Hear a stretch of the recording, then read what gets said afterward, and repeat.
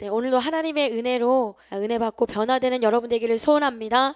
오늘 말씀은 사무엘상 18장 5절에서 12절입니다. 다윗은 사울이 보내는 곳마다 가서 지혜롭게 행하매 사울이 그를 군대의 장으로 삼았더니 온 백성이 합당히 여겼고 사울의 신하들도 합당히 여겼더라. 무리가 돌아올 때 곧 다윗이 블레셋 사람을 죽이고 돌아올 때에 여인들이 이스라엘 모든 성읍에서 나와서 노래하며 춤추며 소고와 경세를 가지고 왕 사울을 환영하는데 여인들이 뛰놀며 노래하여 이르되 사울이 죽은 자는 천천히요 다윗은 만만이로다 한지라. 사울이 그 말에 불쾌하여 심히 노하여 이르되 다윗에게는 만만을 돌리고 내게는 천천만 돌리니 그가 더 얻을 것이 나라 말고 무엇이냐 하고 그날 후로 사울이 다윗을 주목하였더라. 그 이튿날 하나님께서 부르시는 악령이 사울에게 힘있게 내림에 그가 집안에서 정신없이 떠들어대므로 다윗이 평일과 같이 손으로 수금을 타는데 그때에 사울의 손에 창이 있는지라. 그가 스스로 이르기를 내가 다윗을 벽에 박으리라 하고 사울이 그 창을 던졌으나 다윗이 그의 앞에서 2번 피하였더라. 여호와께서 사울을 떠나 다윗과 함께 계심으로 사울이 그를 두려워한지라. 아멘. 허약한 내면을 강함으로 라는 제목으로 은혜를 나눌 텐데요. 여러분은 어떠세요? 여러분의 내면이 강하다고 생각하십니까?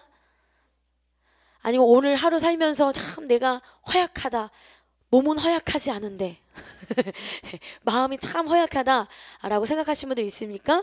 여러분, 우리는 완전하지 않지만 여러분 우리 주님은 완전하시기 때문에 여러분 약함을 주님께 맡기고 하나님 앞에 나아가는 여러분 되기를 소원합니다. 주여 우리 연약합니다. 우리는 오늘을 힘겨워합니다. 찬양하면서 여러분의 마음을 토하는 이 시간 되기를 소원합니다.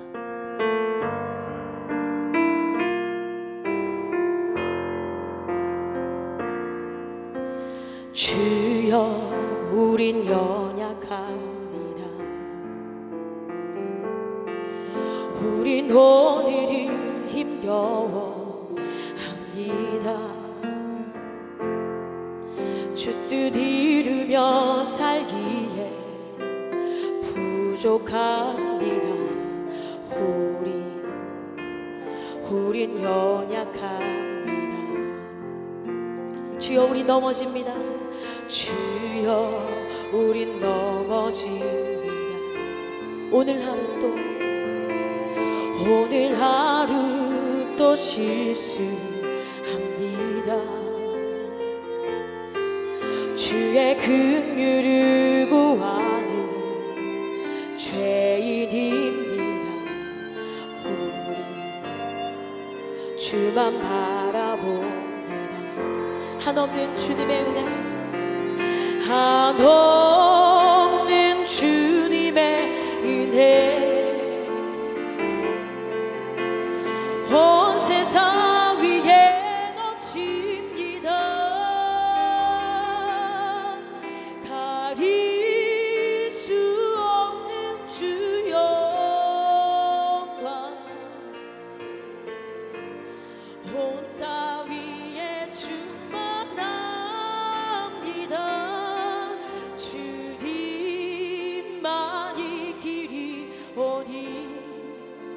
우린 그 길 따라갑니다.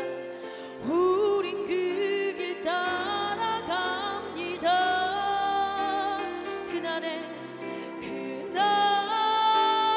우리를 이루신 주는 완전합니다. 주는 완전합니다. 어느 작은 도시 이발사 협회가 있었습니다. 회의를 했어요. 도시에서 가장 더러운 누더기를 입은 술 취한 사람을 깨끗하게 해주자. 회의를 했어요. 네. 가장 더러운 사람을 찾아서 이발시키고 목욕시키고 얼굴에 마사지를 해서 신사복을 입히자. 그리고 모자를 씌우고 지팡이를 손에 들려서 사진을 찍어서 신문에 냈어요. 어떤 사람이 술주정뱅이의 이 모습에 감동을 받아서 그에게 일자리만 주면 되겠다라고 생각을 했습니다. 그리고 그 사람을 만나서 다음날 아침 8시에 출근하기로 약속을 했어요. 그런데 그 다음날 정한 시간에 그가 나타나지 않았습니다. 그 사람을 종일 찾다가 마침내 찾고 보니 그는 다시 옛날 그 자리에서 술에 취해서 길에 드러누워 잠을 자고 있었던 거예요. 아무리 외모를 변화시킨다고 해도 자신의 내면적인 모습이 변하지 않으면 아무 소용이 없다는 것을 깨달았다는 거죠. 여러분, 그렇기 때문에 외모도 참 중요하지만 내면이 먼저 아름다워져야 외적인 것도 아름다운 줄 믿습니다. 우리 영혼의 샘은 어떤 곳이냐면 내면을 깨끗하게 그리고 아름답게 만들고 그 다음에 겉사람도 아름답게 만드는 곳이에요. 여러분이 그 기적의 주인공인 줄로 믿습니다. 베드로전서 3장 보니까 3절에 4절 너희의 단장은 머리를 꾸미고 금을 차고 아름다운 옷을 입는 외모로 하지 말고 오직 마음에 숨은 사람을 온유하고 안정한 심령에 썩지 아니할 것을 알아. 이는 하나님 앞에 값진 것이니라. 그래서 우리의 내면이 치유되잖아요. 우리의 상처가 치유되고 죄악이 해결되면요 얼굴에서 빛이 나는 거예요. 그리고 아름다워지는 거예요. 근데 많은 사람들은 거꾸로 생각하는 거죠. 거꾸로 생각해서 그냥 열심히 경건의 모양부터 만들고 경건의 능력을 받으려고 한다는 거죠. 여러분, 먼저 경건의 능력과 내면을 변화시켜서 또 경건의 외모까지도 경건의 모양까지도 변화될 수 있는 여러분 되기를 소원합니다.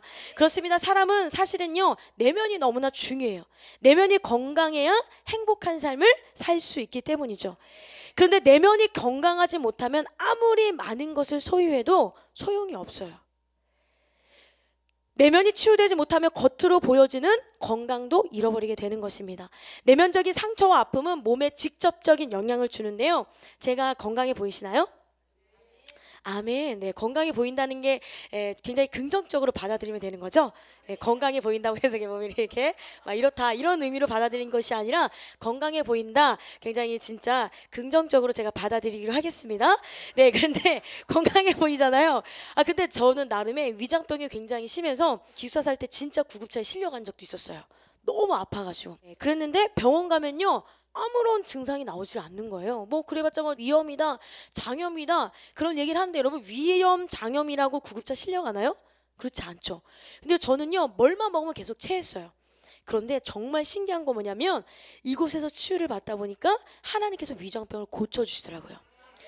우리 서지영 전도사님도 맨날 아파가지고 양호실에 맨날 가고 그랬다고 하잖아요. 그래서 선생님들이 우리 서지영 전도사님의 번호, 부모님 번호까지 알 정도로 맨날 실려가는데 이상하게 병원 가면 병명이 안 나. 그 무슨 병일까요? 영적인 병. 네. 그랬던 서지영 전사님이 이곳에 와서 어떻게 해요? 열심히 하나님 앞에 은혜를 받고 치유받고 가정이 회복돼서 지금은 크게 아프지 않다는 사실. 여러분, 그렇기 때문에 여러분의 마음이 치유되면 건강해지는 줄을 믿습니다. 여러분, 우리 내면의 생각과 마음은요 음식과 같아요. 좋은 음식은 우리 몸에 들어와 우리를 건강하게 해줍니다. 근데 좋은 음식은 우리 몸에 들어서 우리를 건강하게 해주기 때문에, 그런데 독이 든 음식을 먹으면 어떻게 돼요? 우리 몸이 약해지고 병을 일으키게 되는 거죠. 그래서 아무리 건강한 몸이라고 할지라도 독이 든 음식을 먹으면 견뎌내지 못하듯이 여러분의 부정적인 생각과 마음이 우리 안에 있으면 이것은요 몸 전체의 내분비 계통과 신경계통 그리고 소화기관과 면역력 등에 영향을 끼친다는 거예요. 그러니까 안 좋은 생각, 부정적인 생각을 많이 하면요 아까 소화기관 얘기했죠. 그것뿐만 아니라 면역력도 안 좋아지고 신경도 안 좋아지고 여러 가지로 좋지 않는다는 거예요. 마음의 상처가 깊고 오래될수록 우리 몸이 약해질 수밖에 없습니다. 그래서 잠언 15장 13절 보니까 마음의 즐거움은 얼굴을 빛나게 하여도 마음의 근심은 심령을 상하게 하느니라. 그래서 내면이 치유받지 못하면요 영적으로도 문제가 생깁니다. 내면이 망가진 사람은 하나님을 바라볼 수 없기 때문이에요. 여러분, 거울을 보십시오. 지금 여자분들은 대부분 거울을 갖고 다니시잖아요, 그렇죠? 그런데요 그 거울을 보면 뭐가 보여요? 이쁜 제 얼굴이 보여요. 네, 바로 내가 보여요. 그런데 창문을 보면은 뭐가 보여요? 다른 사람이 보이고 환경이 보이는 거예요. 창문과 거울은요 모두 유리로 되어 있는데 왜 하나는 내가 보이고 하나는 밖이 보일까요? 거울은 그 밖에 수은이 칠해져 있어요. 수은이 칠해져 있기 때문에 내가 보이는 거예요. 여러분의 마음도 마찬가지예요. 여러분에게 상처가 많고 열등감이 많고 죄악이 많으면 하나님을 바라보는 것이 아니라 자꾸 내 자신을 바라보게 되는 거죠. 그런데 그 수은과 같은 여러분의 그 모든 상처를 치유받고 여러분의 죄악을 해결받으면 하나님을 바라볼 수 있게 되는 것입니다. 그러니까 여러분의 마음이 잠잠하지 못하고 여러분의 내면이 복잡하면 하나님을 바라보지 못하게 되기 때문에 여러분 오늘 예배를 통해서 여러분의 복잡한 마음을 다 내려놓고 하나님을 바라볼 수 있는 여러분에게 소원합니다. 그렇습니다. 우리가 하나님을 바라보기 위해서는 맑고 깨끗한 영혼이 필요한 거예요. 이 예배의 시간은 어떤 시간이냐면 우리의 영혼을 깨끗하게 만드는 시간이에요. 그래서요, 우리는 예배를 통해서요, 우리의 심령을요 아주 상큼하게 만드셔야 되고요, 깨끗하게 맑게 만들어야 될 줄로 믿습니다. 그러나 우리 마음을 깨끗하게 하지 못하면 우리는요 주를 바라보지 못한다고 했죠. 그래서 우리는 허약한 내면을 치유받아야 돼요. 그러면 허약한 내면을 치유받잖아요. 그러면 하나님만 바라볼 뿐 아니라 이웃을 바라보게 되고 그리고 영혼을 바라보게 되는데, 저는요 굉장히 어렸을 때부터 이기적이라는 말을 누구한테 들었냐면 가장 가까운 엄마로부터 들었어요. 저는 쌍둥이인데 굉장히 달랐어요. 11부밖에 차이가 안 나요. 제 동생은 성격도 굉장히 좋고 사람들과의 관계가 좋아서 이 학교에서도요 몰려다녔어요. 그 주변에 항상 일진 이런 건 아니지만 항상 주변에 친구들이 많았어요. 그리고 교회에 가서도요, 후배는 후배대로, 선배는 선배대로, 친구는 친구대로, 어른은 어른대로요, 제 동생 주변에 사람들이 굉장히 많았던 기억이 있어요. 그런데 저는요 사람들이 주변에 있으면 굉장히 귀찮고 약간 그랬던 기억이 나요. 그래서 엄마가 지나가는 말로 아유 우리 혜리는 참 인간관계도 잘하고 하는데 미리는 왜 이렇게 사람들이랑 이렇게 관계를 잘 못하는 것 같지? 약간 이기적인 것 같아 라고 그냥 지나가는 말씀을 하셨는데요, 저는요 그 지나가는 말이 비수에 확 꽂히더라고요. 그러면서 이 상처로 와닿았다는 말이 아니라 굉장히 저에 대해서 심각하게 생각하게 됐어요. 진짜 생각해보니까 되게 다르다.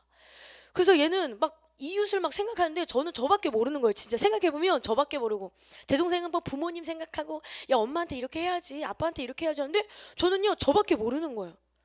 어떡하지? 근데 이거를 고치려고 해도 고쳐지지가 않아요. 고등학교를 지나가면 더 심해지는, 대학교 가서는요 이 갭이 더 심해지는 거예요. 근데 저는 신학과고 제 동생은 사회복지학과예요. 그럼 신학과가 되려면, 목회를 하려면은 이기적인 게 없어야 되는데 이게 더 심해져서 굉장히 고민이 심했어요. 그런데 하나님께서 영혼을 세면서 저를요 치유하기 시작하시더라고요. 이순희 목사님 통해서 은혜 받기 시작하는데요, 제 영혼의 이 상처가 치유받기 시작하니까요 정말 신기하게 하나님이 보이고 다른 사람이 보여요. 정말 저는 그런 사람이 아니었어요. 보이지 않은 사람, 누가 어떻게 상처를 받고 누가 어떻게 아파하는 걸 전혀 신경 쓰지 모르고 나밖에 모르는 그런 사람이었는데 하나님께서요 치유하시더라고요. 그렇기 때문에 여러분, 하나님은요 여러분도 변화시킬 수 있다라는 거예요. 그래서 우리는요 이 허약한 내면을 고침받아야 될 줄로 믿습니다.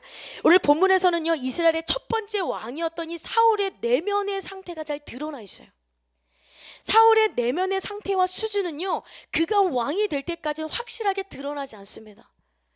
여러분, 사람은요 처음 만나면 드러나나요? 그죠? 처음 만나면 그저 좋은 사람인 것 같고 그저 그냥 건강한 사람인 것 같고 행복한 사람인 것 같아요. 그런데 만나면 만날수록 아닌 경우가 훨씬 많아요.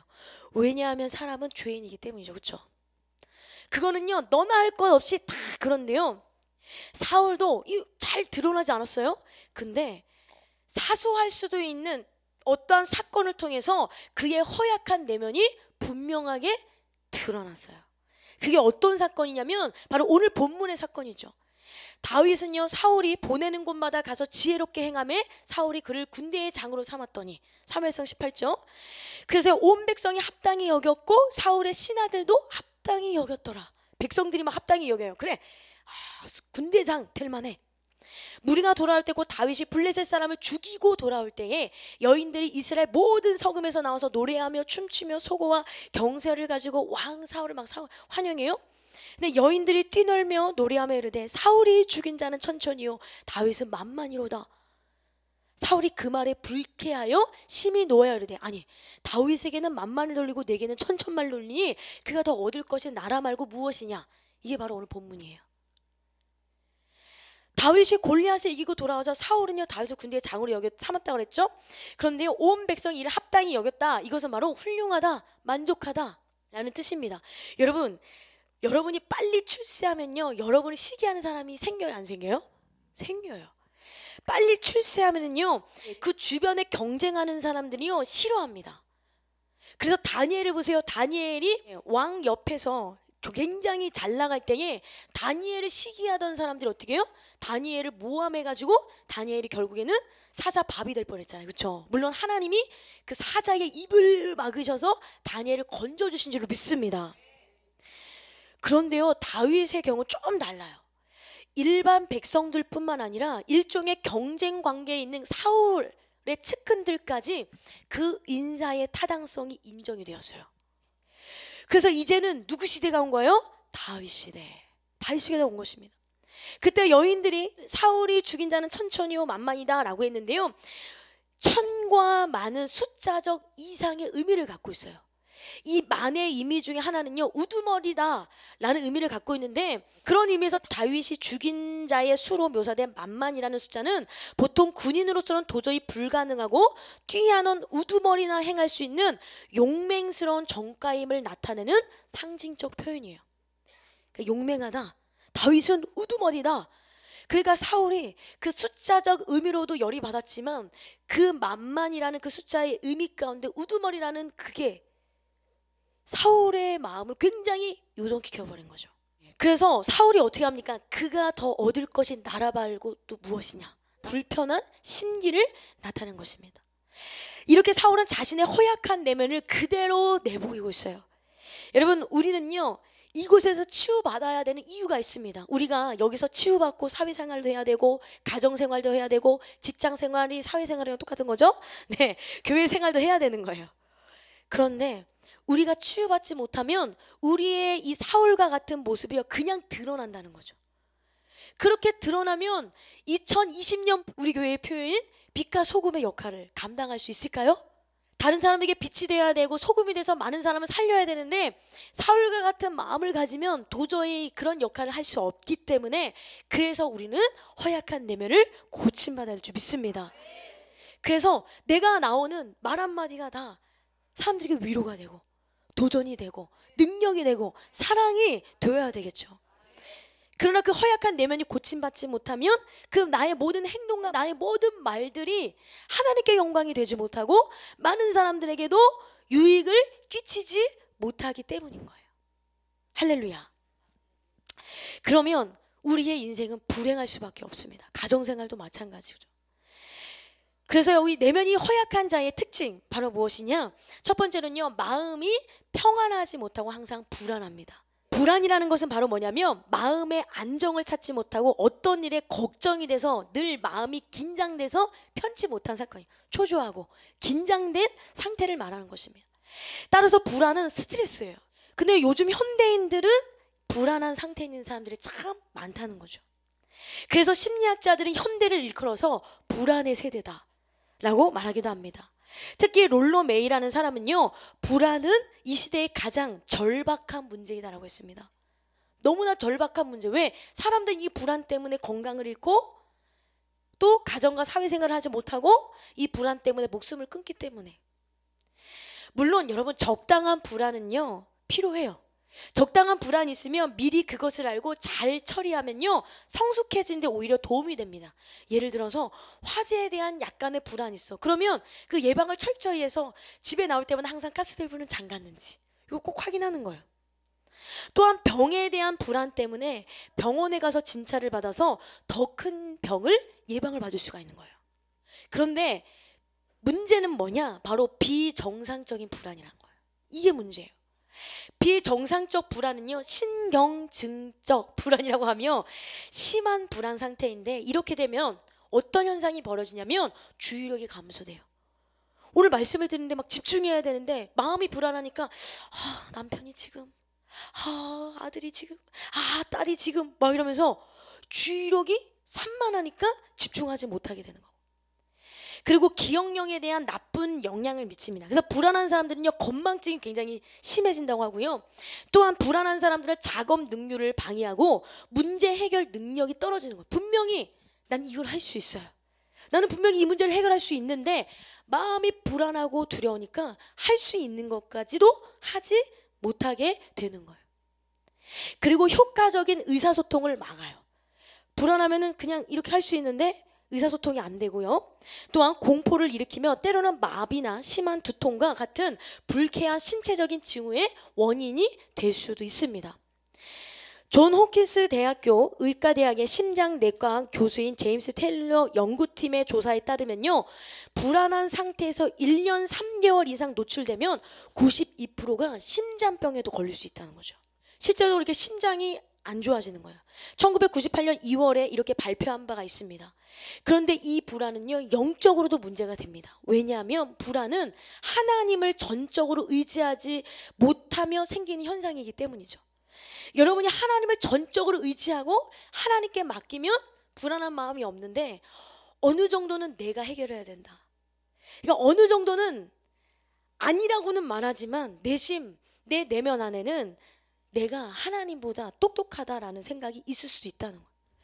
여러분이 만약에 하나님보다 똑똑하다는 생각이 없다면 여러분요, 성령의 인도함을 받아서 100% 하나님의 뜻대로 살 거예요. 근데 나도 모르게 내 무의식 속에, 내 생각 속에 난 하나님보다 더 지혜로워, 난 하나님보다 더 능력 있다 라는 겨자씨만한 생각만 있다면 우리는요, 하나님 앞에 전적으로 드릴 수 없다는 거죠. 그래서 불안한 상황이 생길 때마다 하나님께 맡기지를 못하는 거예요. 남편의 문제, 자녀의 문제, 여러 가지, 여러분 직장의 문제, 교회의 문제도요. 그런데요, 오늘 본문에 나오는 사울 보십시오. 이 사울은요, 불안할 때 하나님을 의지하지 못하고 지혜롭지 못한 행동을 참 많이 해요. 사실 사울의 삶은요, 불안의 연속이었어요. 사무엘상 13장을 보면 이스라엘 군대가 블레셋 사람들과 전쟁을 할 때 제사를 인도할 사무엘이 오지 않자 불안함으로 조급했던 사울이 함부로 제사를 드리는 죄를 범하고 말아요. 사무엘상 13장 보니까 11절, 사무엘이 이르되 왕이 행하신 것이 무엇이냐 하니 사울이 이르되 백성은 내게서 흩어지고 당신은 정한 날 안에 오지 아니하고 블레셋 사람은 밋마스에 모였음을 내가 보았으므로 이에 내가 이르기를 블레셋 사람들이 나를 치러 길갈로 내려오겠거늘 내가 여호와께 은혜를 간구하지 못하였다 하고 부득이하여 번제를 드렸나이다 하니라. 사무엘이 사울에게 이르되 왕이 망령되이 행하였도다. 왕의 하나님 여호와께서 왕에게 내리신 명령을 지키지 아니하였도다. 그리하였다면 여호와께서 이스라엘 위에 왕의 나라를 영원히 세우셨을 것이거늘 지금은 왕의 나라가 갈지 못할 것이라.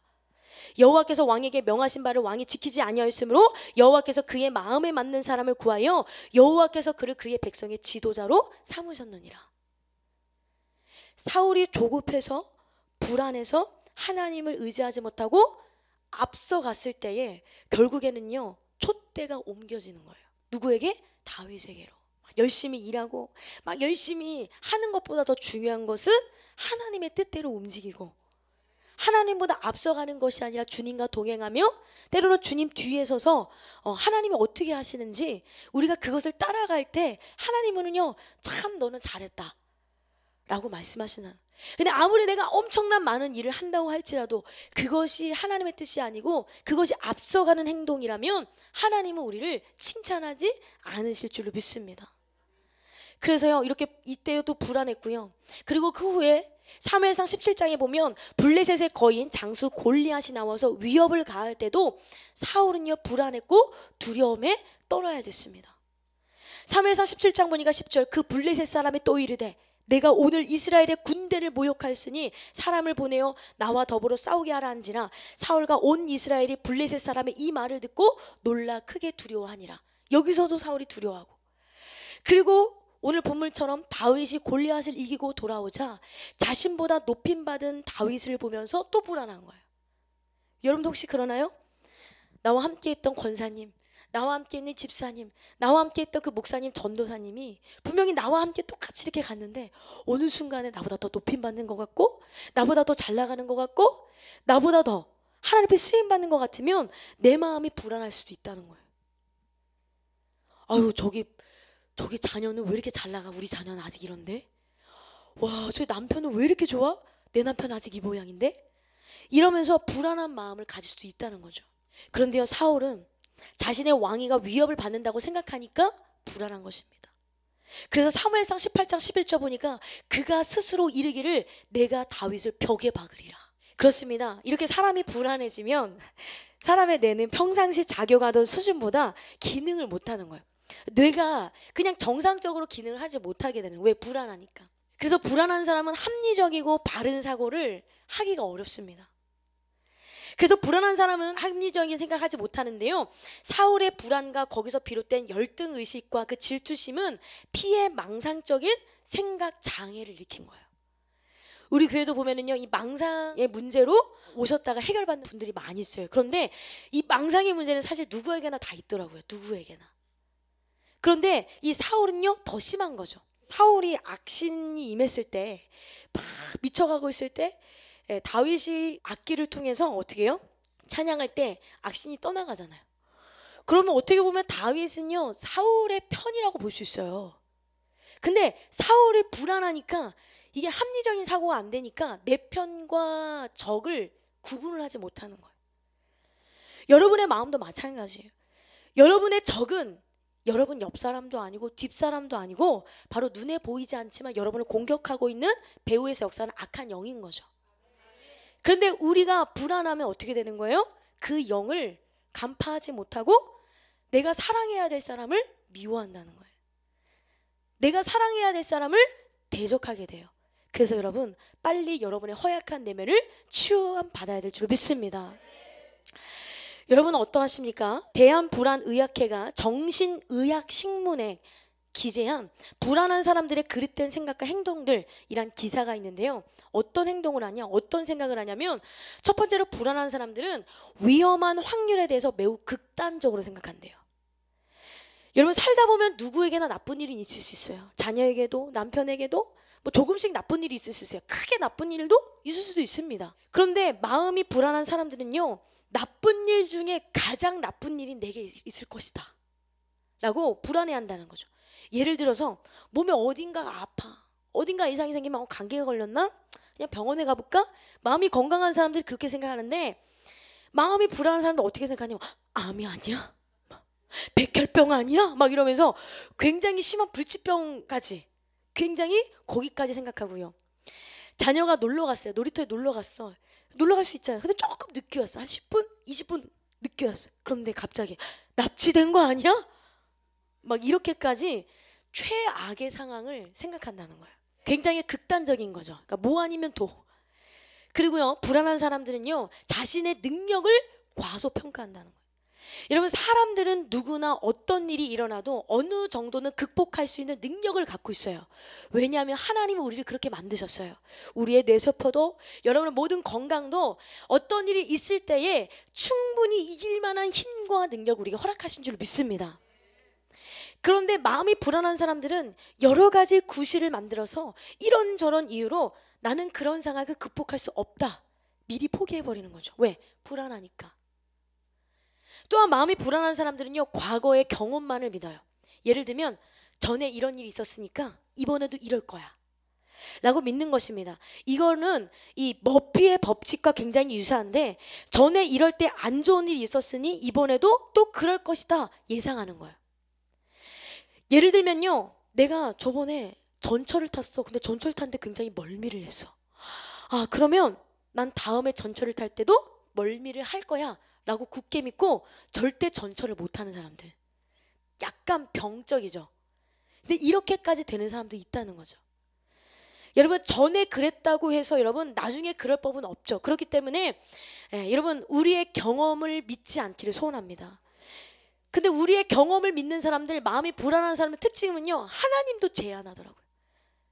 그래서 예를 들면 내가 철야를 통해서 하나님 만난 사람 맨날 철야만 하고, 금식한 사람들 맨날 금식만 하고, 내가 산기도 통해서 하나님 만난 사람은요, 그렇게 경험한 사람은요 맨날 그것만 하세요. 여러분 그것도 하나님 기뻐하시지 않기 때문에 여러분 모든 하나님에 대한 제한을 다 내려놓고, 할렐루야, 하나님에 대한 제한을 내려놓는 여러분 되기를 소원합니다. 그리고 마음이 불안한 사람들이요 굉장히 남의 눈치를 많이 보게 돼요. 불안한 사람들은요 항상 남의 눈치로 상대방의 마음을 읽으려고 해요. 근데 중요한 건 뭐냐면, 내가 아무리 눈치를 본다고 해서 그 사람의 마음을 다 읽지는 못한다는 거예요. 그럴 수 있어요 여러분? 그냥 보니까 다 보여, 다 보여. 이거 좀 이상한 거야. 다 보여. 이런 사람들은 약간 조금 좀 약간 다 보여. 내가 이건 아닌 것 같은데, 이 정확히 읽을 수는 없어요. 특히 불안한 사람들은 상대의 마음을 읽으면서 이를 부정적으로 해석하는데, 예를 들면 상대의 표정이나 몸짓을 보니까 어머 저 권사님이 저렇게 나를 쳐다보는 거 보니까 나를 싫어하는 게 분명해. 그렇게 해석해요. 그리고 그 사람이 나 때문에 화난 것 같다라고 말하기도 합니다. 전혀 나 때문에 화난 것도 아니고 나 때문에 마음이 불편한 것도 아닌데 굉장히 크게 확대 해석하는 거죠. 그래서요, 인간관계가 항상 불안한 거예요. 혹시 여러분 이렇게 불안에 떨고 계시지 않습니까? 여러분에게 이런 내면의 문제가 있다면 빨리 하나님 앞에 나가셔야 되는데, 내가 열심히 신앙생활 한다고 하면서도 이런 불안함이 떠나지 않는다면 제대로 예수를 믿는 것이 아니에요. 내가 10년을 믿었습니다. 내가 모태신앙입니다. 우리 아버지가 목사님이고 나는 4대째 예수를 믿고 있습니다 라고 말한다고 할지라도 이런 불안함의 문제가 해결되지 않는다면 우리는 하나님 앞에서 감히 신앙생활 잘한다고 말할 수 없다는 거예요. 그래서 우리는 아까 고백처럼 주여 우린 연약합니다. 그래서 완전하신 하나님을 의지할 수밖에 없어요. 하나님 우리에게 말씀하시죠. 하나님 우리에게 주시는 것은 두려워하는 마음이 아니요 오직 능력과 사랑과 절제하는 마음이다. 그래서 우리는 마음이 불안할 때마다 항상 23편의 말씀을 기억해야 돼요. 시편. 저는 마음이 굉장히 불안하고 두려울 때 시편 23편의 말씀을 많이 읽었어요. 그 말씀 무엇입니까? 여호와는 나의 목자시니 내게 부족함이 없으리로다. 여호와는 나의 목자셔서 나는 부족함이 없어야 되는 거야. 할렐루야. 근데 진짜 여러분의 목자라고 믿지 못하기 때문에 나는 항상 부족하다고 느끼죠. 그가 나를 푸른 풀밭에 누이시며 쉴만한 물가로 인도하시는도다. 하나님은 나를 영혼의 샘이라는 쉴만한 물가로 인도하셨다. 나를 고치실 것이다. 믿는 거죠. 3절 내 영혼을 소생시키시고 자기 이름을 위하여 의의 길로 인도하시는도다. 저는 이 구절이 참 좋아요. 내가 사망의 음침한 골짜기를 다닐지라도 해를 두려워하지 않을 것은 주께서 나와 함께 하심이라. 주의 지팡이와 막대기가 나를 안위하시나이다. 그래서 정말 죽음이 내 앞에 온다고 할지라도, 그렇다고 할지라도 하나님이 우리를 인도하시기 때문에 나는 사망도 두렵지 않다, 죽음도 두렵지 않다 라고 담대하게 말할 수 있는 여러분 되기를 소원합니다. 주께서 내 원수의 목전에서 내게 상을 차려주시고 기름을 내 머리에 부으셨으니 내 잔이 넘치나이다. 여러분을 힘들게 하는 사람, 내가 아무 죄가 없는데 여러분을 억울하게 만드는 그 사람이 있다고 할지라도 하나님은 어떤 분이시냐? 내 원수의 목전에서 내게 상을 차려주시는 분이시다. 그렇기 때문에 나는 하나님께 맡겨야겠다 라고 하면서 이런 선한 목자 대신 예수님만을 따라가는 여러분 되기를 소원합니다. 사울은요, 그런데 이렇게 목자 대신 주님을 의지하지 못해서 늘 불안에 떠는 삶을 살았습니다. 여러분도 이런 불안함이 계시다면 우리는 항상 내 편이 되어주시는 하나님을 의지해야 돼요. 저는 목사님이 가끔 우리 옆 사람과 인사하겠습니다. 하나님은 당신 편입니다. 하나님은 내 편입니다. 이렇게 고백하라고 말씀하실 때요, 되게 위안이 돼요. 아, 하나님은 내 편이시구나. 사탄의 편이 아니가. 할렐루야. 시편 118편에 여호와는 내 편이시라 내가 두려워하지 아니하리니 사람이 내게 어찌할까? 여호와께서 내 편이 되사 나를 돕는 자 중에 계시니 그러므로 나를 미워하는 자들에게 보응하시는 것을 내가 보리로다. 이렇게 주님을 의지하는 여러분 되기를 소원합니다. 그래서 내면이 허약한 사람의 특징 첫 번째는 불안, 계속 불안하다는 거고, 그리고 내면이 허약한 사람의 특징은요, 남과 비교하며 분노를 일으킵니다. 여러분, 오늘 사울은 다윗 때문에 굉장히 분노하고 있어요. 그런데 이 분노, 화가 왜 나냐? 비교의식 때문에 화가 나는 거죠. 결국 사울이 시기하고 비교하고 분노할 때 하나님께서 부르시는 악신이 사울에게 힘있게 내렸다라고 기록을 하고 있습니다. 이 악한 영, 인간의 힘을 초월하는 강한 힘을 갖고 있는 자입니다. 그렇죠? 그런데요, 비교하니까 힘있게 내리는 거야. 돌진하는 거야. 이 힘있게 내린다라는 뜻은요, 돌진하다, 불같이 임한다라는 뜻이 있습니다. 그만큼 비교하는 것은 하나님께서 기뻐하시지 않아요. 그런데 이 세상은 온통 비교하고 경쟁하는 일이 많아요. 우리 교회는 경쟁하지 않잖아요. 항상 목사님 말씀하세요. 기도원에 300명사 같은 700명이 필요하다. 그리고 700개의 성전이 필요하다. 그럼 700개의 성전이 필요하면 피아노 반주자도 그만큼 많아야 되고, 뭐 드러머도 많아야 되고, 찬양 인도자, 설교자, 또 옆에서 성도님들 인도와 영혼 관리하는 분들 필요해서, 뭐 요리하는 분들, 모든 사람이 다 그렇게 다 필요한 거잖아요. 그래서 우리는 경쟁하는 것이 아니라 때로는 나보다 잘하는 사람에 대해서 배워야 되는 거죠. 그렇죠? 그런데요, 이 세상은 온통 비교하고 경쟁하는 일들이 참 많아요. 몇 년 전부터 한국에서 유행하는 신조어 중에 엄친아라는 말 많이 들으셨죠? 엄마 친구 아들. 정말 착해, 정말 멋져, 정말 공부 잘해, 정말 예의 바르고 잘생긴데 그게 다 너의 아들이라는 거. 내 아들이 아니라 너의 아들. 근데요, 부친남이죠. 부친남.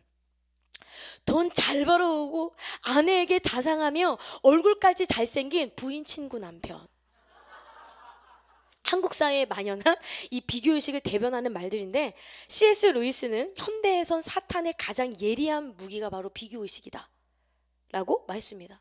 이 비교의식 때문에 우리는 그 자체로서 아름다운 존재의 기쁨을 잃어버리는 거예요. 저 사람은 저 사람대로 참 이쁘고 참 멋진데 그 존재의 그 아름다움을 잃어버리게 하는 게 바로 비교의식인 거죠. 수많은 현대인들이 심한 스트레스와 우울증 가운데서 살아가고 있는데, 이런 정신질환적 증세의 대부분 바로 이 비교의식에서 시작되는 거예요. 그래서 유명한 심리학자 융은요, 비교의식만 버릴 수 있다면 우리 사회의 범죄와 자살 그리고 우울증 같은 고질적인 병폐는 쉽게 고칠 수 있다라고 했어요. 그러니까 뭐 우울증, 자살, 이 모든 것들도 결국엔 파보면 내가 내 친구에 비하면 내가 이렇게 못 나가는 것 같은, 막 요즘 SNS 굉장히 유용하잖아요. 인스타그램이나 페이스북 이런 거 보면은요, 막 되게 잘 나가는 게 되게 많이 나와요. 그러면 그들을 봤을 때 내가 되게 못 나가는 것 같고, 저 가정은 되게 행복한데 우리 가정은 왜 아닌 것 같은 그런 생각을 굉장히 많이 한다는 거예요. 그렇습니다. 내면이 허약한 자는 자신의 소중함을 알지 못하고 쉽게 비교하고 열등감에 빠지는데요.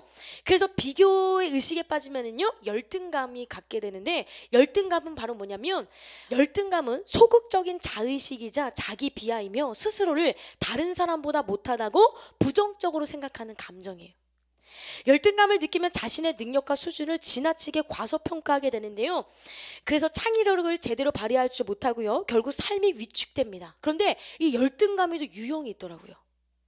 열등감이 생겼을 때 어떤 사람은요, 현실 도피 유형이 있어요. 내가 딱 비교했을 때 내가 뭔가 열등감이 막 느껴져. 그러면 이 사람은, 현실 도피 유형은 자신이 받아들이고 싶지 않거나 보고 싶지 않은 일은 우선 피해보는 거예요. 그냥 그 사람 피해버리면 되지 뭐. 그 상황을 피해버리면 되지. 내가 그냥 집 떠나면 그만이지. 내 동생한테 많이 열등감 느꼈어. 가출하면 그만이지 뭐. 교회에 내가 열등감이 느낀 사람이 있어. 여기만 교회인가? 가버리면 되지. 뭐 여기 직장에 내가 막 열등감을 느꼈어. 뭐 여기만 직장인가? 가버리면 되지. 그래서 현실을 도피하는 거예요. 저도 굉장히 그런 마음들이 많았어요. 근데 목사님이 자주 말씀하신 게 바로 뭐냐면, 도피하지 말고 직면하라고 많이 말씀하셨어요. 그래서 여러분, 우리는요, 여러분 자신에 대해서도 직면하고, 여러분 모든 상황에 대해서 직면해서 하나님 앞에 풀 수 있는 여러분 되기를 소원합니다. 그리고 나약한 겁재기형이 있어요. 이것도 굉장히 비슷해요. 현실 도피형이랑. 열등감을 느꼈을 때 나약한 겁쟁이형은요, 모든 일에 조심스럽고 소극적인 태도를 보여요. 굉장히 소심하죠. 그래서 이런 사람은요, 모험을 하지를 못해요. 왜? 어차피 못하는데, 어차피 저 사람보다 못하는데. 그리고 모험하지 않고요, 숨기 위해 집을 달고 사는 달팽이처럼. 달팽이는 어떻게 해요? 집 항상 달고 살잖아요. 그런 사람처럼요, 숨어 있으려고 한다는 거죠.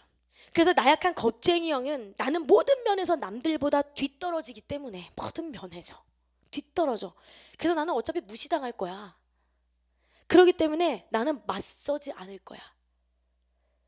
아무리 기분 나빠도 이 사람은요, 그냥 다 억압해요. 억눌러요.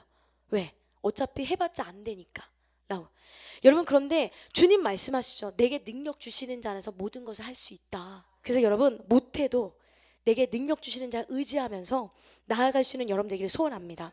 또한 줏대가 없는 유형이 있어요. 이 사람은 자신감을 잃어서 심각한 열등감을 가지고 있기 때문에 사람들에게 인정받기 위해서 줏대 없이 무엇이든 받아들이는 거예요. 이게 아닌데도 불구하고 우유부단하니까, 그래, 열등해, 난 열등해, 그냥 다른 사람의 말을 무조건 들어줘야 돼. 아닌 걸 알지만 죄를 져라고 말한다고 할지라도, 야, 너 나랑 사기칠까? 저 사람 사기칠까? 라고 말한다고 할지라도 아닌 걸 알지만 나는 열등감이 있기 때문에 줏대가 없이 그 말을 따라갈 수 있다는 거예요. 이렇게 줏대가 없는 유형들이 있습니다. 여러분, 혹시 어떤 유형에 속하십니까? 예, 여러분의 열등감의 문제를 해결받는 여러분에게 소원합니다. 그리고요, 비교의식은요, 우월감과 또 교만을 갖게 해요. 이 열등감의 반대는 교만이라고 하잖아요. 근데 둘 다 똑같이 죄예요. 근데 근자감이라는 말이 있죠. 이것은 바로 근거 없는 자신감이에요. 근데 이 근거 없는 자신감이란 뜻이 있는데요, 이것도 남과 비교해서 생겨나는 말이에요. 여러분, 내가 저 사람보다 나는 여기 있는 사람들보다 나는 똑똑해. 난 여기 있는 사람보다 난 능력이 있어. 난 여기 있는 사람들보다 잘났어. 이게 바로 근자감이에요. 근거 없는 자신감. 베드로도 한때는 제자들과 비교하며 자신의 우월감을 드러낸 적이 있습니다. 마태복음 26장 33절 보니까 베드로가 대답하여 이르되 모두 주를 버릴지라도 나는 결코 주를 버리지 않겠습니다. 옆에 있는 제자는 버릴지라도, 요한 버릴 수도 있습니다. 주님, 다 이렇게 버릴 수 있어요. 그러나 나는 안 버리겠습니다. 왜요? 남과 비교하면서 우월함을 나타내는 거죠. 결국엔 근데 부인하죠. 이뿐만 아니라 베드로는요, 예수님의 사랑하는 제자이며 동료인 요한을 보았을 때 그와 자신을 비교하는 마음이 생겼어요. 부활하시고 주님께서 베드로에게 찾아와서 요한의 아들 시몬아, 네가 나를 사랑하느냐? 요한의 아들 시몬아, 이 말씀 다 아시죠? 내가 주님을 사랑하는 줄 주님께서 아십니다. 고백하는 거 다 아시죠? 그때 주님은 베드로에게 말씀하셨어요. 내가 젊어서는 스스로 띠띠고 원하는 것으로 다녔거니와 늙어서는 내 팔을 벌리리니 남이 내게 띠띠우고 원하지 아니하는 곳으로 데려가리라 라며 베드로의 죽음에 대해서 말씀하셨어요. 그때 베드로는요, 초점을 못 맞추는 질문을 해요. 따라서 했습니다. 초점 맞추자. 그런 말씀하셨으면 내가 그렇게 죽겠구나, 내가 주를 위해서 그렇게 죽겠구나 라고 생각하면 되는데, 주여, 이 사람 요한은 어떻게 되겠습니까? 라고 질문하는 거예요. 네. 예수님의 반응은 의외로 굉장히 냉정했어요. 요한이 어찌 되든 그것이 너 베드로와 무슨 관계가 있느냐라는 뜻이죠. 그게 요한복음 21장 21절 22절 제가 말씀드릴게요. 이에 베드로가 그를 보고 예수께 여짜오되 주님, 이 사람은 어떻게 되겠사옵나이까? 예수께서 이르시되 내가 올 때까지 그를 머물게 하고자 할지라도 내게 무슨 상관이냐? 너는 나를 따르라. 여러분, 그렇습니다. 여러분, 옆 사람이 잘 되든 어떻게 잘 나가든 그것은 여러분과 상관이 없어요. 여러분은 여러분 자신이 하나님 안에서 변화되는 것이 중요한 거예요. 하나님과 여러분의 관계가 중요한 거잖아요. 그런데 우리는 자꾸만 남을 바라보게 된다는 거예요. 그리고 비교의식을 가진 사람의 특징은요, 감사를 잊고 불편과 원망을 하게 됩니다. 누가복음 15장에 보면 탕자의 비유가 나옵니다. 여기서 동생이 집을 나갔다 돌아왔죠. 그러면 아버지는요, 집 나간 동생이 돌아왔다고 기쁨에 못 이겨서 송아지를 잡고 제일 좋은 옷을 내어다가 입히고 손에 가락지를 끼우고 발에 신을 신겨요. 그런데요, 그럼 동생이 돌아왔으면 누가 좋아야 돼? 형이 좋아야 되잖아요. 근데 맏아들은 동생이 집에 돌아온 것을 기뻐하지 않고 동생과 비교하면서 아버지를 원망하고 불평하는 거예요. 누가복음 15장 보니까 대답하되 당신의 동생이 돌아왔음에 당신의 아버지가 건강한 그를 다시 맞아들이게 됨으로 인하여 살찐 송아지를 잡았나이다니 그가 노하여 들어가고자 하지 아니하거늘 아버지가 나와서 권한대 아버지께 대답하여 이르되 내가 여러 해 아버지를 섬겨 명을 얻음이 없거늘 내게는 염소 새끼라도 주어 나와 내 벗으로 즐기게 하신 일이 없더니 아버지의 살림을 창녀들과 함께 삼켜버린 이 아들이 돌아오매 이를 위하여 살찐 송아지를 잡으셨나이다. 아버지가 이르되 야, 너는 항상 나와 함께 있으니 내 것이 다 네 거야. 내게 네 거야. 이렇게 말씀하세요. 근데 첫째 아들은요, 그 아버지의 마음을 모르는 거예요. 여러분, 우리도 마찬가지인 것 같아요. 부모의 마음이 아니라 형제의 마음이 있으면 이렇게 돼요. 제가 캐나다 갔을 때 굉장히 제 마음을 힘들게 한 게 있었어요. 나름 제가 봤을 때 꼴통이라고 생각했고 내가 봤을 때 어떻게 하나님 이렇게 사용하시지 않을 것 같은데 그런데 그런 형제님들을 캐나다로 데려가셨어요. 캐나다로 데려갔는데 저는 나름 모태신앙이고 아버지는 목사님이고 열심히 신앙생활했고 신학생이고 전도사고 따라갔어요.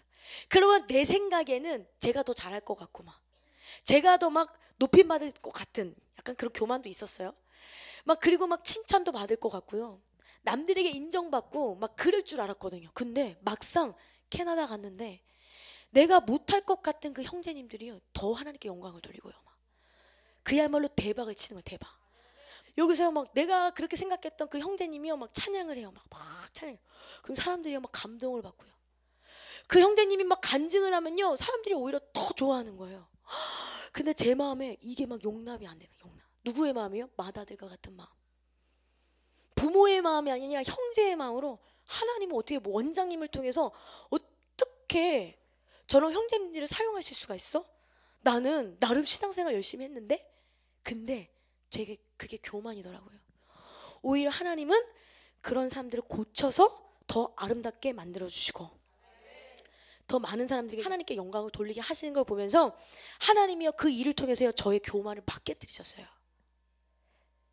그래서 우리는 어떻게 해야 돼요? 우리는 이 비교의식에 빠져서 형제 마음을 가질 것이 아니라 부모 마음을 가질 수 있는 저와 여러분이 되어야 될 줄로 믿습니다. 이렇게 비교의식에 빠지면 내게 주신 하나님의 은혜를 잊게 되는 거예요. 왜? 하나님은 다 내게 주셨어요. 이미 나에게 모든 복을 주셨어. 부모의 복, 뭐 여러 가지, 뭐 가정의 복, 물질의 복, 영적인 모든 복을 주셨는데 왠지 저 사람은요, 근데 딱 하나밖에 없어요.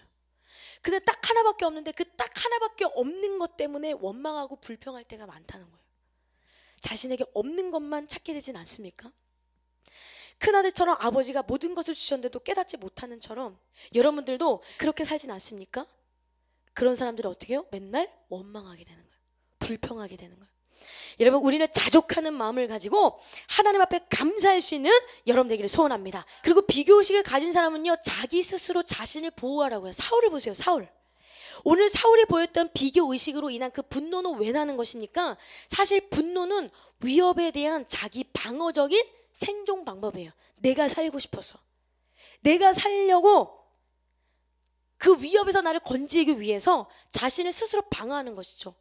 밖에서 위험이 올 때 우리는 분노를 내면서 자기를 방어해요. 그렇죠? 사실 사울이 느낀 위협감은 진짜가 아니었어요. 그 누구도 사울을 위협하는 사람 없었어요. 사울이 무서워했던 그 다윗조차도요, 전혀 한 번도 사울을 위협한 적이 없어요. 그러나 사울 스스로 위협을 느낀 거고요. 사울 스스로 그 위협을 느꼈기 때문에 사울은 분노를 일으킬 수밖에 없었다는 거예요. 여러분, 우리는 우리 자신이 나를 보호하려고 하는 것이 아니라, 내 자신이 내 자존심을 지키려고 하는 것이 아니라 하나님이 나를 보호하실 수 있게 나를 내어드려야 되겠죠. 그러나 하나님이 나를 보호하기 위해서는 때로는 우리의 자존심도 내려놔야 되고 내 생각도 내려놔야 되고 내 이론도 내려놔야 되는데 우리는 그렇지 못할 때가 참 많아요. 여러분, 내 자신을 방어하는 것이 아니라 하나님께 맡길 수 있는 여러분 되기를 소원합니다. 그렇습니다. 여러분이 비교의식을 잘 처리하지 못하면 사울과 같이 분노하게 되는 거예요. 인류 최초의 비교의식으로 인한 죄는 바로 가인의 살인죄였어요. 가인이 왜 죽인 거예요? 아벨을. 하나님이 아벨의 제사만 받고 나의 제사는 받지 않으니까 비교함으로 말미암아 결국에는 죽여버리는 거예요. 여러분, 그렇기 때문에 이 분노를 일으키는 거예요. 분노. 여러분 안에 이 분노 하나님이 기뻐하시지 않습니다. 그렇기 때문에 나 분노 안 냈네. 어떤 분들은 그래요. 나 분노 안 냈어. 웃어. 분노 안 냈다니까요. 근데 막 속에서 분노가 막 일어나고 있어요. 여러분, 근데 하나님은 다 아시고요. 그렇기 때문에 여러분 누구에게나 다 있어요. 저도 그랬다 했잖아요. 그 형제님들을 보면서 분노가 막 일어나는 거. 하나님, 어떻게 이제 신앙생활하는, 이제 열심히 하는 사람이 저렇게 쓰임받게 할 수가 있어요. 막 교회 다니면서 술 먹고 막 이래. 그게 중요한 게 아니잖아요. 하나님이 쓰시겠다는데 누가 뭐라고 해요. 그렇죠? 하나님이 쓰시겠다고 하는데. 여러분, 그렇기 때문에 하나님을 막 제한하고 분노하지 않는 여러분에게 소원합니다. 그래서 비교의식을 나타냈고요. 그 다음에 허약한 내면을 가진 사람은요, 쉽게 수치심을 느껴요. 여러분, 사울은요 얼마나 수치스러울까요? 왜냐하면 골리앗이 딱 나타났을 때 사울이 자, 나를 따르라 막 이래서 죽더라도 골리앗을 죽이고 죽겠다. 그래서 목숨 걸고 막 나를 따르라 이순신 장군처럼 그렇게 나갔으면 얼마나 좋았을까요? 그런데 사울은 그런 상황에서 한 발자국도 나가지 못했어요. 아마 그는 이런 상황 속에서 굉장히 수치심을 느꼈을 수도 있죠. 그런데 그것뿐만 아니라 여인들까지도 막 사울은 천천히 다윗은 만만이다 이런 말을 들었을 때 얼마나 수치스러웠을까요? 여러분도 이런 수치를 경험하지 않았습니까? 수치심이란 무엇이냐면 스스로를 부끄럽게 느끼는 마음이에요. 하나님은 여러분을 부끄럽게 느끼지 않는데, 하나님은 여러분을 너무나 사랑하시는데 내가 스스로 부끄럽게 여기는 거죠. 그런데 사실 수치심은요 인간만이 느끼는 것입니다. 여러분, 사람이 짐승과 구별되는 것 중에 하나가 바로 이 수치심인데요. 왜냐하면 개와 고양이가 이불에 오줌 쌌다고 냐옹냐옹 너무 부끄러워 막 이렇게 막 부끄러워 이러는 개고양이는 없어요. 그냥 오줌 쌌나 보다 막 이렇게 그냥 똥 쌌나 보다 그래서 여기저기 똥 싸고 오줌 싸고 전혀 부끄럽지가 않아요. 그런데 인간만이 어떻게 해요? 이제 조금 나이가 들다 보면 그런 일을 행하게 되면 부끄러움을 느끼게 되는 거예요. 그래서요, 때로는 이 건강한 수치심도 필요한 줄로 믿습니다.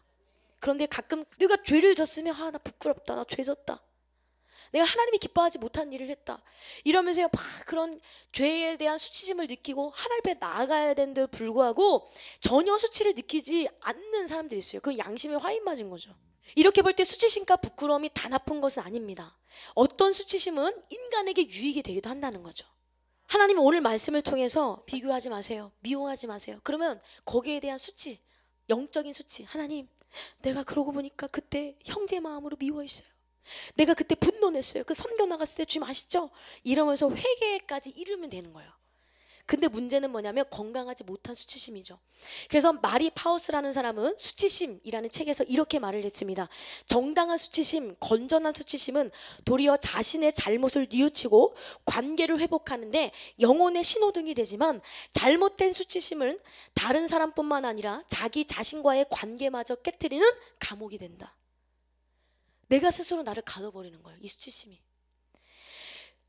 그래서 건전한 수치심은 자신의 약함과 한계를 알게 하여 하나님 앞에 자신을 겸손하게 만들지만요, 해로운 수치심은요 강박장애를 일으키고 완벽주의, 열등감, 성격장애 등 모든 종류의 정신적 질병을 일으키게 되는 거예요. 그런데 이 수치심은 어디서부터 시작했어요? 아담과 하와의 죄로부터 시작한 거죠. 죄를 짓고 수치로서 자신을 가려버리잖아요. 이렇게 죄로 말미암아 수치를 느끼는 인간은 진짜 자신의 모습을 숨기고 다른 것으로 위장하는 거예요. 그것을 바로 거짓 자아라고 말하는 거죠. 위장하는 거. 물론 나는 더럽죠, 죄 때문에. 그러나 예수님의 보혈의 능력이 나를 깨끗하게 하셨기 때문에 나는 더러운 사람이 아니라 하나님 앞에서 그쵸, 거룩한 사람으로 되어가고 있는 과정 중에 있는 거잖아요. 그렇죠? 그리고 나는 왕 같은 제사장이잖아요, 주님. 그런데 내가 스스로 더럽다라고 생각했던 것은 그 유월절 어린 양의 보혈을 의지하지 못했기 때문이에요.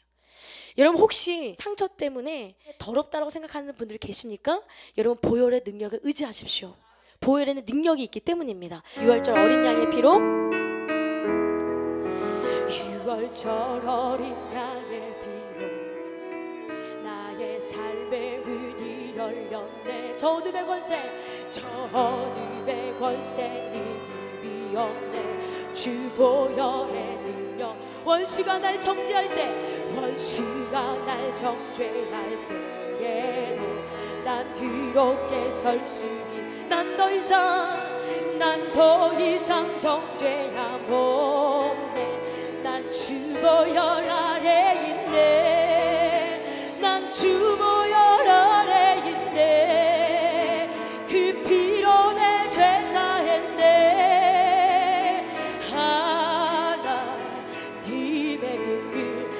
거룩해 하시었네. 난 주 보혈 아래 있네. 난 원수의 어떠한 공격에도 더 이상 넘어지지 않네. 난 주 보혈 아래, 난 주 보혈 아래 있네. 난 주 보혈 아래 있네. 그 피로 내 죄 사했네.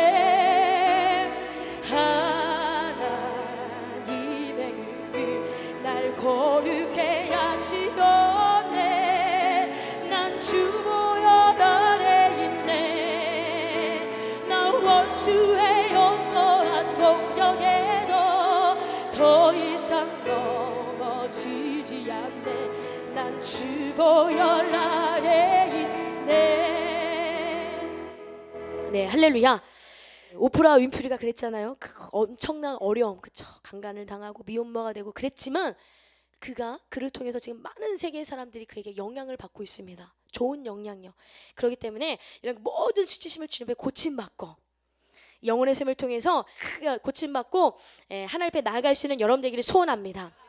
그렇다면 지금까지 제가 허약한 사람의 특징, 허약한 분들, 허약한 사람의 특징에 대해서 말씀을 드렸는데요. 그렇다면 내면이 강한 자의 특징이 무엇인지 제가 말씀을 드릴게요. 첫 번째, 사탄도 두려움에 떨게 하는 영적 군사입니다. 하나님의 권세를 받으면 되는 거예요. 하나님 내게 권세를 주시면요, 사단도 두려워하고 사람도요, 때로는요 그 권세 앞에 무릎 꿇게 되었어요. 여러분 사무엘상 18장 보니까 12절, 여호와께서 사울을 떠나 다윗과 함께 하심으로 사울이 그를 두려워한지라. 여러분 하나님의 능력을 받아서 사회는 어렵고요, 참 크죠. 이 세상은 참 무서울 수밖에 없는 세상이에요. 그럼 우리가 하나님의 능력을 받게 되면 세상이 우리를 두려워하는 역사가 일어나게 된다는 거예요. 여러분 사울은요 겉으로 봤을 때 왕입니다. 왕, 일국의 왕이에요. 그리고 다윗은 그의 신하였습니다. 그리고 사울은 모든 것을 다 가진 왕이었고 다윗은 군대의 장의 직임을 가진 자에 불과했습니다. 그렇죠? 어떻게 보면은 나는 왕인데 다윗은 그때 목동이었잖아요. 목동. 그리고 열 몇 살의 목동. 그러니까 나는 왕인데 무서워하는 거예요. 영적으로 사울에게는 하나님의 신이 떠나고 없었고 다윗은 하나님의 신이 임한 상태였죠. 사울은 하나님께서 다윗과 함께 하셨음을 알았기 때문에 그의 안에 있는 악한 영들은 더욱더 다윗을 두려워할 수밖에 없다는 거예요. 그러니까 사울이 두려워한 것이 아니라 사울 안에 있는 그 어둠이 다윗과 함께 하시는 하나님을 두려워하는 거예요. 여러분이 하나님과 함께하면, 그렇죠? 하나님이 여러분과 함께 하시면 이런 일들이 있게 되는 줄로 믿습니다. 이렇게 왕도 두려워하는 자, 이렇게 세상이 두려워하는 자를 성경에서는 세상이 감당하지 못하는 자라고 말씀하는 거예요. 그게 히브리서 11장 말씀에 나오잖아요. 히브리서 11장 38절 보니까 이런 사람은 세상이 감당하지 못하느니라. 주를 위해서 목숨 걸기로 하는 자. 여러분 크리소스톰이라는 사람이 있었습니다. 로마 황제로부터 예수님을 믿는 신앙을 포기하라는 엄명을 받았어요. 예수 믿지 마! 엄명을 받았어요. 그런데 나는 죽어도 예수님 포기하지 않겠다. 맞섰어요. 그가 끝까지 신앙을 포기하지 않자 로마 황제는 그를 체포하라는 명령을 내렸습니다. 그리고 신하에게 이렇게 지시했습니다. 크리소스톰을 아무와도 대화하지 못하도록 고독한 개인 감방에 넣어라. 그러자 그 신하가 울상을 하며 대답했어요. 안 됩니다. 그 사람은 크리스찬입니다. 아니 근데 크리스찬이 뭐 어떻다고 그러는 거냐? 황제님은 모르십니다. 예수 믿는 사람은 혼자 있는 거 좋아합니다. 만일 그 사람을 거기다 가두어 놓았더라면 혼자 있는 게 아닙니다. 하나님과 대화하면서 싱글벙글 할걸요? 우리 눈에 보이지 않지만 예수 믿는 사람은 항상 하나님과 얘기합니다. 그러니까 혼자 두면 그에게 오히려 좋은 일만 하는 겁니다. 여러분 혼자 있을 때 외롭다 이러시지만요, 진짜 성령과 동행하는 분들은요 혼자 있어도요 항상 하나님과 동행하면 즐거워하시더라고요. 주의 일 하시고. 그쵸? 그래서 황제가 다시 명했습니다. 그러면 극악무도한 죄인들이 있는 감옥에 집어넣어라. 신하가 고개를 흔들었어요. 황제님 그건 더욱도 안 됩니다. 그 사람은 오히려 전도할 기회가 있다고 좋아할 것입니다. 아마 그 감옥에 있는 모든 죄인들을 싹 다 전도할 것입니다. 황제가 노발대발했습니다. 그러면 그놈을 끌어내서 지금 당장 목을 쳐라. 신하가 사색이 돼서 말했어요. 아이고 황제님 모르는 말씀입니다. 그 사람들의 제일 큰 상급은 순교입니다. 순교. 그렇기 때문에 예수 믿는 사람 중에는 처형당할 때 두려워하거나 우는 사람을 본 적이 없어요. 오히려 얼굴에 광채가 나고 기뻐합니다. 스데반 집사처럼. 그렇죠? 그것이야말로 그에게 제일 좋은 것을 안겨주는 셈입니다. 그래도 황제가 고함을 질렀습니다. 아이고 머리야, 도대체 이놈을 어떻게 해야 한단 말이냐. 도저히 감당이 안 되는 사람. 네. 여러분 세상이 볼 때요 믿음으로 사는 우리들을요 감당 못할 사람들이 하면 저 사람 감당이 안 돼. 왜냐하면 그들이 볼 때는 우리가 이해가 안 되는 거예요. 육적인 눈으로 볼 때. 시간 물질 들여 교회 나가고 그러면서도 자기는 죄인이래. 아니 하나님 앞에 다 드렸으면서 나는 죄인이래. 이해가 안 돼. 그리고 막 죽는 게 사는 거라고 하고 막 겉옷을 달라고 하면 속옷까지 주래. 뭐야 겉옷 주는 것도 아까운데 속옷까지? 미쳤어. 무엇 하나 인간적인 생각으로는 이해하기 어려워요. 그런데 여러분 그래서요 이 세상에서 가장 무서운 사람들은 바로 무엇이냐? 주를 위해서 죽기로 각오한 사람이죠. 여러분 우리가 죽을 각오로 세상을 살아간다면 두려울 것이 없습니다. 마태복음 10장 39절 보니까 자기 목숨을 얻는 자는 잃을 것이요 나를 위하여 자기 목숨을 잃는 자는 얻으리라. 그런데 다윗이 그런 사람이었잖아. 왜? 감히 골리앗 앞에 그 골리앗을 죽이겠다고 죽을 각오로 갔던 사람이잖아요. 그러니까 사울이 봤을 때 다윗은 두려운 존재로 느껴질 수밖에 없었다는 거죠. 여러분 죽을 각오로 예수를 믿는 저와 여러분이 되어서 사탄 마귀가 한 길로 왔다가 7길로 떠나는 역사가 일어나게 되기를 소원합니다. 또한 내면이 강한 자의 특징, 그리고 이 내면이 강한 자의 특징은요 지혜로운 자입니다. 사무엘상 18장 14절 보니까 다윗이 그의 모든 일을 지혜롭게 행하니라. 여호와께서 그와 함께 계시니라. 사울은 다윗이 크게 지혜롭게 행함을 보고 그를 두려워하였다라고 했는데요. 이 지혜롭게 행하니라 라는 것은 뭐냐면 그리고 그는 지혜롭게 하였다라고 직역이 됩니다. 히브리어로 와예이 마스킬인데요. 이 마스킬의 원형 사칼은 지혜로운 행동으로 인한 번영을 의미하는 말로서 특히 대상을 통찰함으로써 생기는 결과에 강조점을 두는 거예요. 그러니까 이 지혜롭게 통찰력 있게 했다는 뜻이죠. 여러분 우리는요, 저는 통찰력이라는 말을 거의 들어본 적이 없고, 물론 세상에서 좀 들어본 적 있지만 교회에서 통찰력이 필요하다는 말을 거의 못 들었거든요. 근데 제가 이순희 목사님을 통해서 정말 많이 들어본 말이 지혜와 통찰력이더라고요. 저는 곰을 좋아했고 사실은 여우보다 제 친구 중에 여우 같은 친구가 있었어요. 그래서 저는 곰과였기 때문에 여우 같은 친구를 보면요 항상 친구들이라고 해서 쟤 여시야 여시 막 이러면서 막 그랬었거든요. 그래서 여우가 저에게는 나쁜 이미지였는데 알고 보니까 영적인 여우는 좋은 의미더라고요. 여러분 영적인 여우가 돼서 지혜롭게 행할 수 있는 여러분 되기를 소원합니다. 그래서 이 통찰력 이게 지혜인데요. 그러므로 이 단어를 사용할 때는 그 결과가 훌륭하다고 하는 의미까지 내포하고 있어요. 그러니까 지혜롭다, 훌륭하다. 여호와를 경외하는 자에게 하나님이 지혜를 주신 줄로 믿습니다. 영국의 사상가 토마스 칼라일은요, 왜 사람이 망하는가? 지혜가 부족해서 망한다 라고까지 했어요. 사실요 사람은요 돈이 부족해서가 아니라 지혜가 부족해서 망하더라고요. 그리고 부부들이 서로 이렇게 갈라지고 가정에 파탄이 일어나는 것이 사랑이 부족한 것도 있지만요 지혜가 부족해서 그래요. 지혜가 그냥 싸웠을 때 지혜롭게 내가 양보하고 지혜롭게 내가 이렇게 하면 금방 지나갈 수 있는 문제를 지혜가 없어서 그냥 막 싸운다는 거죠.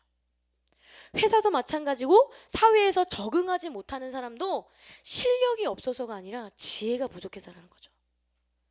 여러분 그렇기 때문에 참 실력도 중요하지만 지혜가 중요한 줄로 믿습니다. 그래서 모든 실패의 원인은 지혜가 없기 때문인데요. 잠언 4장 7절 보니까 지혜가 제일이니 지혜를 얻으라. 어느 정도로 중요하냐면 지혜가 제일이다 라고까지 말해요. 지혜를 얻으라. 네가 얻은 모든 것을 가지고 명철을 얻을지니라. 잠언 13장 20절 보니까 지혜로운 자와 동행하면 지혜를 얻고 미련한 자와 사귀면 해를 받느니라. 그렇다면 지혜로운 자와 어리석은 자의 차이는 무엇이었을까요? 많이 있지만 제가 다윗과 이렇게 대입해서 말씀을 드려보자면요, 지혜로운 사람은 내가 원수를 갚으려고 하지 않아요. 여러분 다윗, 사울은요 맨날 다윗을 추격했죠. 다윗을 죽이려고 했어요. 그러나 다윗은요 사울을 죽일 만한 그런 기회가 2번이나 있었어요. 사무엘상 24장 보니까 3절 길가 양의 우리에 이른즉 굴이 있는지라 사울이 뒤를 보러 하러 들어가니라.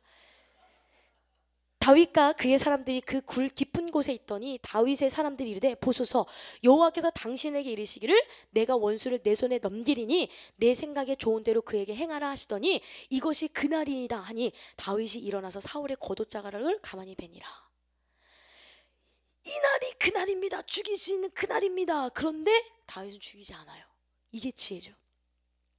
사무엘상 26장에도 보니까 다윗과 아비새가 밤에 그 백성에게 나아가 본즉 사울이 진영 가운데 누워 자고 창은 머리에 곁 땅에 꽂혀 있고 아브넬과 백성들은 그를 둘러 누웠는지라.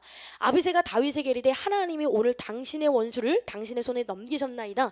그러므로 청하오니 내가 창으로 그를 찔러서 단번에 땅에 꽂게 하소서. 내가 그를 2번 찌를 것이 없으니이다. 이렇게 말을 하고 있어요. 근데 다윗은 안 죽였죠. 사울은 분명 다윗에게서 원수였으며 사울만 없으면 다윗은 더 이상 유랑 생활을 하지 않아도 돼요. 도망자 안 돼도 돼요. 그럼에도 불구하고 다윗은 사울을 죽일 수 있는 기회를 스스로 포기했어요. 왜 그랬을까요? 왜 그랬어요? 우리 자매님 오랜만에 봬요? 왜 그랬을까? 다윗은 하나님께 기름 부음 받은 자를 존중히 여기는 사람이었기 때문이에요. 여러분, 그것은 뭐냐면 기름 부음 받은 자를 존중히 여길 줄 아는 지혜가 있기 때문인 거죠.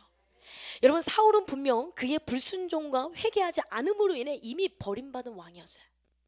버림받은 왕이니까 무시해도 돼요.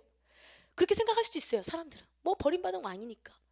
그러나 사울도 본래 하나님께서 택하셨고 기름 부으신 왕이었다는 거죠. 그렇죠? 다윗은요 이거를 분명히 알았어요.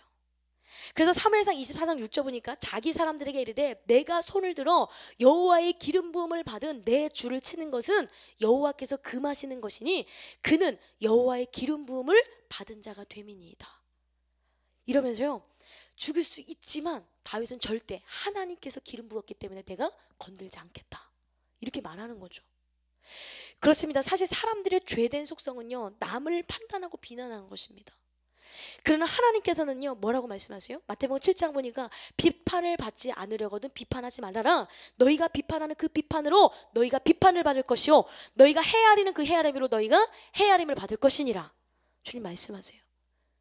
그래서 우리는 서로 판단하지 말아야 돼요. 특별히 하나님은 영적 권위를 가진 지위에 있는 자들을 향한 비난에 대해서 기뻐하지 않으세요. 물론 열매 맺지 못하는 목사님들도 있고 안 좋은 분들도 많이 계실 수도 있어요. 그러나 하나님께서 기름 부으셨기 때문에 우리가 해야 될 것은 비판하고 판단할 것이 아니라 우리는 기도하는 거죠.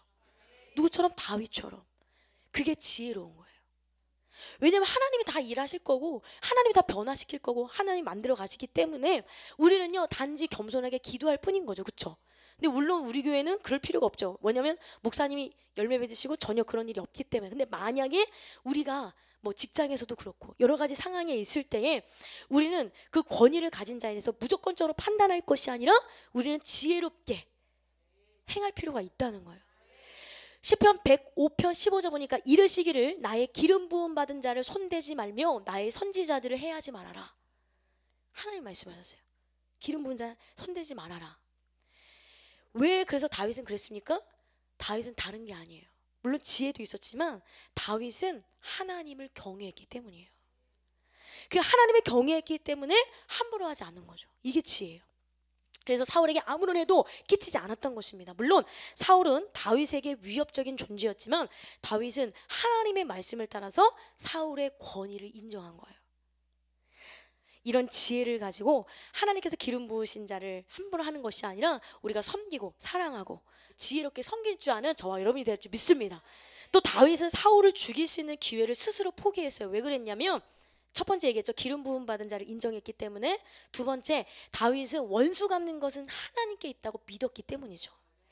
여러분, 사람은 누구나 죄인이기 때문에 사람의 판단은 절대적인 기준이 될 수가 없어요. 내가 무조건 맞을 수도 있지만 대부분 내 생각도 내 마음도 나는 죄인이기 때문에 그 판단이 100% 옳지는 않습니다.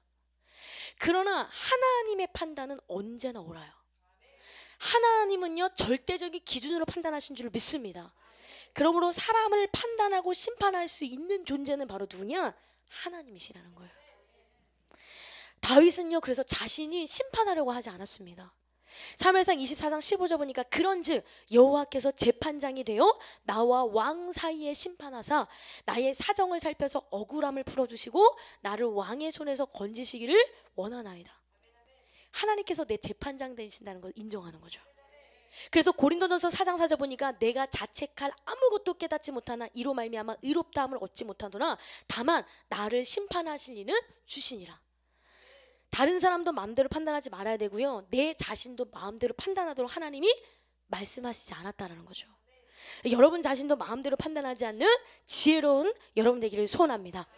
또한 다윗이 사울을 죽이지 않았던 이유는 뭐냐면 다윗은 이간질하는 영이 사탄의 꾀임에 넘어가지 않았어요. 그러니까 사람을 본 게 아니라 사람 배후에서 역사하는 악한 영을 간파하고 거기에 넘어가지 않는 사람이었다는 거죠. 왜냐하면 다윗이 죽일 수 있었던 거냐, 사울은요 옆에 신하들이 죽이라고 막 말했어요. 죽여 죽이세요. 이게 기회입니다 라고 부추긴 거죠. 만약에 입장을 바꿔서 사울이었다면 신하들이 부추겼을 때 안 죽였을까요? 다윗? 그 상황에 있었을 때 신하들이 부추겼을 때 그래 네 말이 맞아, 이게 기회야 이러면서 그 부추기는 것에 그냥 꾀임에 넘어가서 그냥 죽였을 거예요. 그러나 다윗은 그들의 말에 넘어가지 않았어요. 왜냐하면 다윗은 사람의 간사한 말보다 하나님의 뜻이 더 중요했기 때문이죠. 그래서 다윗이 굉장히 멋있는 거예요. 다윗의 이러한 태도는 하나님의 마음을 만족시켜서 그래 네가 이런 상황에서도 사람의 말을 듣지 않고 내 뜻을 먼저 생각하는구나. 그래서 다윗 앞에는 뭐가 붙어요? 하나님의 마음에 합한 자다 라고 말씀하셨어요. 결국 다윗은요 이런 이스라엘의 위대한 왕이 되었습니다. 그렇습니다. 다윗은 하나님의 영이 함께하였기 때문에 사울까지도 그를 두려워하게 됐죠. 교회에서도 마찬가지예요. 여러분 분명히 사탄이 여러분을 부추길 거야. 야 마음에 안 들잖아. 야 꼴보기 싫잖아. 야 뭘 그걸 들어. 꼴보기 싫으니까 너도 듣지 마. 분명히 사탄이 배후에서 일부러 막 귀에 대고 쏙닥쏙닥 말하진 않겠지만 사람을 통해서 말할 거야. 그럴 때 어떻게 되는 거예요? 우리는 그 말에 속아 넘어가는 것이 아니라 다윗처럼 진흙게 안에서 하나님의 마음에 합한 여러분 될 수 있기를 소원합니다. 그렇습니다. 다윗은 이렇게 하나님의 영이 함께했기 때문에 사울과 그 안에 있는 악한 영까지도 그를 두려워했다라고 말씀을 드렸어요. 그래서 우리는 무엇보다도 예배를 통해서 영적인 권세를 받아야 될 줄로 믿습니다. 뿐만 아니라 다윗은 지혜롭게 판단하는 자라고 말씀했죠. 여러분도 다윗과 같이 지혜로워야 될 줄로 믿습니다. 그래서 오늘 우리는 허약한 내면을 강함으로 라는 말씀의 제목 은혜를 나눴는데요. 사울은 정말 왕이 될 때까지는요 그가 그렇게 내면이 허약할 거라고 아무도 생각하지 못했을 거예요. 여러분도 마찬가지예요. 하나님을 만나서 이렇게 은혜 가운데 들어갈 때 빛이 들어가면 어때요? 내 연약함이 막 드러나잖아요. 내가 정말 허약하구나. 내가 진짜 미움이 많고 내가 비교의식도 많고 열등감이 많은 사람이라는구나 라는 것을요 빛을 통해서 깨닫게 돼요. 그럴 때 우리는 나를 포기해가지고 그래 될 때까지 돼보자. 사울처럼 그래 해볼 때까지 해보자. 그러면서 막 사울을 미워하고 시기하고 질투하며 살아가는 것이 아니라 그렇게 연약함이 발견되었을 때 하나님 앞에 나아가셔야 되는 거예요. 그리고 기도하면서 솔직하게 하나님 나 이런 사람입니다 라고 고백하고 하나님 앞에 나를 솔직하게 드러내어 고침받는 여러분 되기를 소원합니다. 근데 드러내는 게 막 쑥스럽고 막 내가 어른인데 이런 사람에게 밝혀지는 게 싫고 목사님의 말씀을 통해서 내 자존심이 깎아내려져 할 때 내가 이런 사람인데 어떻게 내 자존심을 이렇게 할 수가 있어 라고 생각하는 것이 아니라 이러면 그런 모든 자존심까지 내려놓고 하나님 앞에 나아가면 하나님이 여러분을 강한 사람으로 만들어줄 줄 믿습니다. 근데 사울은 그렇지 않았다는 거죠. 너무 허약했어요. 그래서 자신은 왕인데도 불구하고 다윗과 비교하여 시기하고 분노를 낸 거죠. 막 분노가 나는 거 허약해서. 그러나 다윗은요 내면이 강했어요. 하나님의 영이 함께했기 때문이죠. 그는 또한 지혜로운 자였습니다. 우리 또한 다윗처럼 강인한 내면을 소유한 자가 되어야 되는 거예요. 그러기 위해서 하나님을 의지해야 됩니다. 날마다 예배를 통해 하나님을 의지하면서 강한 내면을 갖고 어떤 환경에서도 쓰러지지 않고 승리하는 여러분 되시기를 주님의 이름으로 축원합니다. 우리 이 시간 마음이 상한 자를 고치시는 주님 우리 찬양하겠습니다.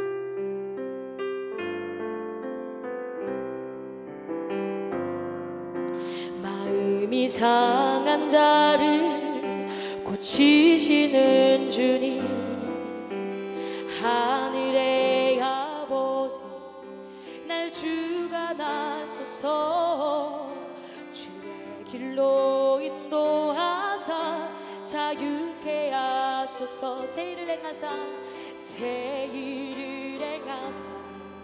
품게 하소서 의에 줄이고 목이 마르니 의에 줄